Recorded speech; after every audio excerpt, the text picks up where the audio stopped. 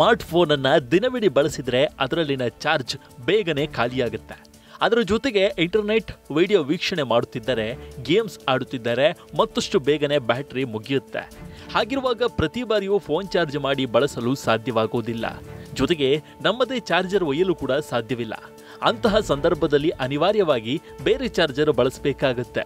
ಆ ಸಂದರ್ಭದಲ್ಲಿ ಅನಿವಾರ್ಯವಾದರೂ ಚಾರ್ಜರ್ ಬಳಕೆ ಮಾತ್ರ ಮಾಡಬೇಕಾಗಿರುತ್ತೆ. ಆದರೆ ಅದರಿಂದ ಕೆಲವೊಮ್ಮೆ ಸಮಸ್ಯೆ ಆಗಬಹುದು.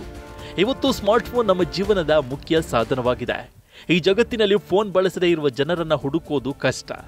ಫೋನ್ ಸಹಾಯದಿಂದ ನಾವು ಸುಲಭವಾಗಿ ಅನೇಕ ಕೆಲಸಗಳನ್ನು ಮಾಡಬಹುದು.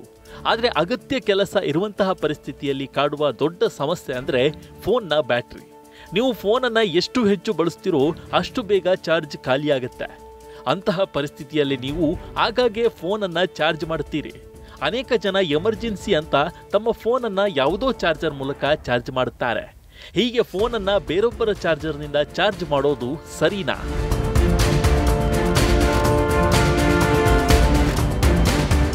ಅನೇಕ ಬಾರಿ ಜನ ತಮ್ಮ ಫೋನ್ ಚಾರ್ಜರ್ ಹೊಂದಿಲ್ಲದಿದ್ರೆ ಅಥವಾ ಅದನ್ನ ಮರೆತು ಬಿಟ್ಟಿದ್ರೆ ಅವರು ತಮ್ಮ ಫ್ರೆಂಡ್ ಮೊಬೈಲ್ ಚಾರ್ಜರ್ನಿಂದ ಅಥವಾ ಯಾವುದೋ ಕಂಪನಿಯ ಅಗ್ಗದ ಚಾರ್ಜರ್ ಅನ್ನ ಮಾರುಕಟ್ಟೆಯಿಂದ ತಂದು ಫೋನ್ ಚಾರ್ಜ್ ಮಾಡಲು ಪ್ರಾರಂಭಿಸ್ತಾರೆ.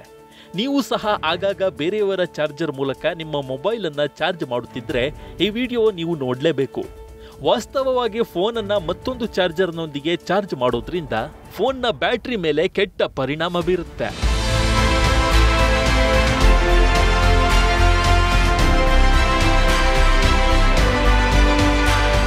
ನಾವು ಮನೆಯಿಂದ ಹೊರಗಿರುವಾಗ ಮತ್ತು ನಮ್ಮ ಸ್ವಂತ ಚಾರ್ಜರ್ ಇಲ್ಲದಿದ್ದಾಗ ನಮ್ಮ ಫೋನನ್ನು ಬೇರೆಯವರ ಚಾರ್ಜರ್ ಮೂಲಕ ಚಾರ್ಜ್ ಮಾಡುತ್ತೇವೆ.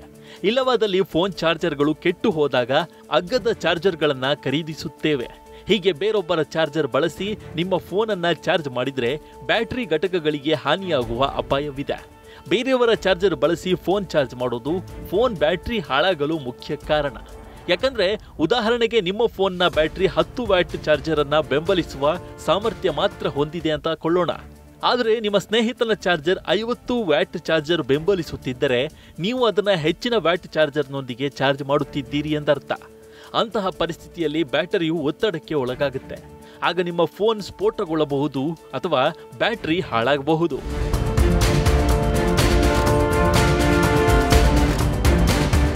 ಮೊಬೈಲ್ ಫೋನ್ಗಳನ್ನು ಯಾವಾಗಲೂ ಅದರೊಂದಿಗೆ ಬರುವ ಚಾರ್ಜರ್ನೊಂದಿಗೆ ಮಾತ್ರ ಚಾರ್ಜ್ ಮಾಡಬೇಕು.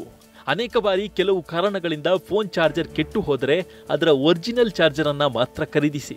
ಹಣದ ದುರಾಸೆಯಿಂದ ಅಗ್ಗದ ಚಾರ್ಜರ್ ಖರೀದಿಸುವ ಕೆಲಸ ಮಾಡಬೇಡಿ.